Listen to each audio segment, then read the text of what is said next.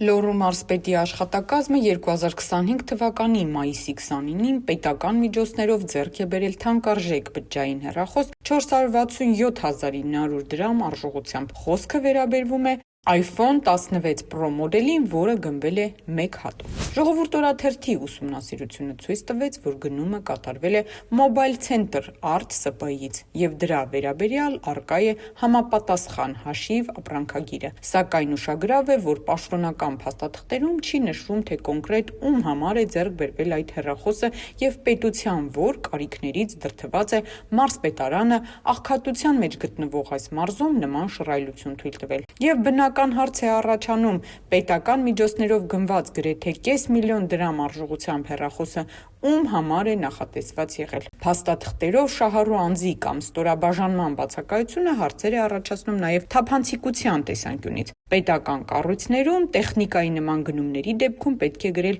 օգտագործման նպատակը կամ այն պաշտոնյան, ում համար նախատեսված է սարքը։ Այս դեպքում, սակայն, այդ տեղեկությունը բացակայում է։ Միաժամանակ պետք է նշել, որ iPhone 16 Pro մոդելը թողարկվել է 24 թվականին եւ համարվում է Apple-ի նոր սերնդի սմարթֆոններից մեկը։ Հետևաբար խոսքը վերաբերվում է համեմատաբար թանկ եւ նոր տեխնիկայի։ Գործարքի մյուս ուշագրավ կողմը մատակարար ընկերությունն է։ Հեռախոսը գնվել է Mobile Center Art ՍՊ-ից, որը Հայաստանի երկրորդ խոշոր հարկատու ընկերությունն է, որը պատկանում է գործարար Արթուր Պետրոսյանին, որը նախկինում եղել է Երևանի ավագանու Հայաստանի Հանրապետական կուսակցության խմբակցության անդամ։